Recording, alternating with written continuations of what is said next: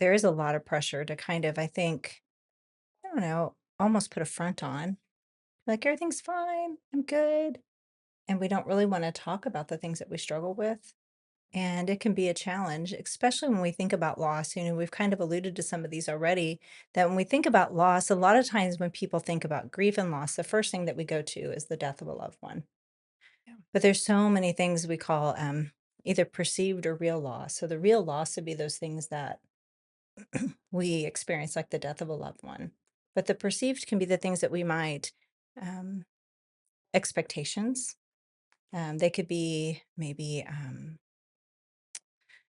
oh, maybe you had hoped one day you would get like a certain level of education or credentialing, but maybe that never came to Mhm. fruition for you. And so that could be one of those perceived losses. Or maybe you had an expectation of relationship with a certain person, and that relationship either is broken or you never got to have it because of various reasons. And so there's a lot of those. When you guys think about perceived loss, ugh, when you think about perceived loss specifically, is there a type of loss that comes up for either of you? Well, I think of just mentioning my kids and when they were little. Mm-hmm. We're in a very busy season now. We're in high school, middle schooler, and Yep. elementary. And I find myself now grieving a little bit the loss of just their child, their Yeah. little childhood, and all of a sudden realizing like that's over for me. Yep. Now there's parts I don't mind, like the Right. February illness and things like that. I definitely don't miss, but Right. just looking back and looking at pictures makes me, Mm-hmm. grieve a little bit that For that part sure. of my life is over. Yeah. And I love this part too, but Right. it's But there just is a realizing that, yeah, mm-hmm. like I'm not one of the young moms anymore. Yeah, right. You're not one of the young moms. You don't have No. those, you don't get to do the young mom things or the things Mhm. that you get to do when the kids are little, all the little crafts, all the fun Yeah. stuff you could do when they're Yeah. little. Sit down and build a little fort. Mhm. Your teenagers probably don't want to build a tent fort and crawl around under the Mm, table. no. No, they just don't, right? It just I know. changes. Yeah. So getting rid of all those kind of things that they played Mhm. with before, and It's so kind of freeing, but it's kind of sad all in the mhm. all Yeah. it's so I think leaving a season and entering a new one is Yeah. always gonna bring up a little bit of grief, I guess, Oh, just that you don't expect yeah. until Yeah. you sit back and realize that's 100%. past, and yeah. Yeah. I kind of think about that because I'm an empty nester for the most part at this stage.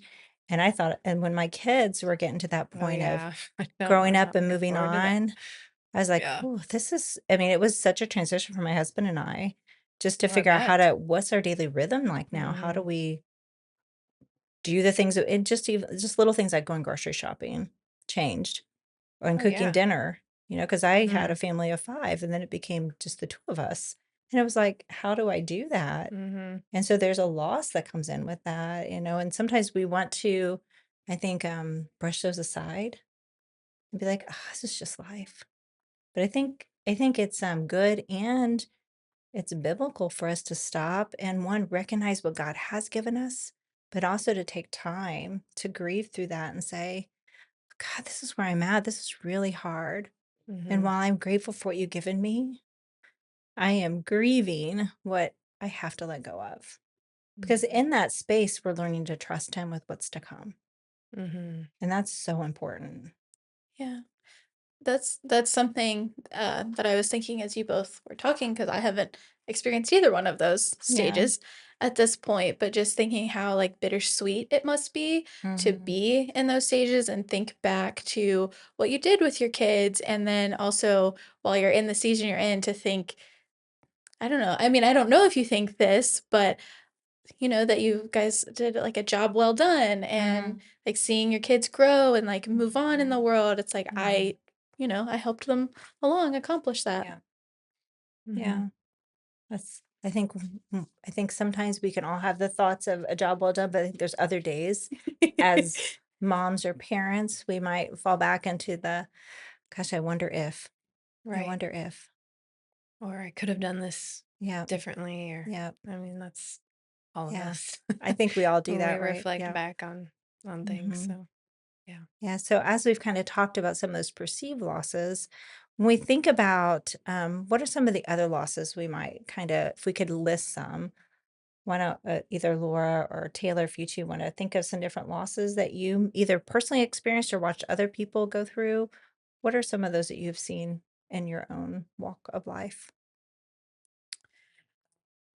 So one that comes up for me, I don't know how to put it into words Mhm. exactly, like what the particular type of loss is. I guess loss of like a community of people. Mm. Mhm. When I had to move, Yeah. like pretty, Yeah. um, not, it wasn't like super unexpected, but it was still hard. I mean, like we had about a year to think about it, Mhm. and we lost all the community we had at that time, and that was hard because we had to build that back up, and thankfully we have, but it was hard at that time. Mhm. Mhm. Yeah, that would be really hard because we rely so much on our community to support us, and then when it's taken away, it can really shatter a lot of our, mm, what might feel like our stability. Yeah, Yeah, definitely. yeah, Mm. mm. Yeah, it can be challenging because then now you're going into a new environment and trying to build a new community. So not only you're processing through that loss, but now you are trying to find that new community. So there's a lot of feelings that can come up with that, a lot of emotions. And it's important for us to recognize again how that affects us. Because if we just try to carry on, pretend like it didn't affect us, it can be, Yeah, it can be really challenging. mm-hmm, for sure. Yeah. Did I you don't want a know. long list I or mean, I don't know. I mean, or one thing? whatever you want to Um, give. Like, can you think okay. of some things that have, Yeah, and I was as I was thinking about this conversation, just the different things that I've felt lost. I mean, when I mm, was in college, my younger brother's best friend was killed his senior year in mm, a car accident. So yeah. that was the first major unexpected loss, I feel like, in our family at that time. And Mm-hmm. it was just really hard to watch my brother, Yeah. I mean, he was like a little brother to me as well. Just to have him suddenly gone at this Mm-hmm. pinnacle of his high school, Yeah.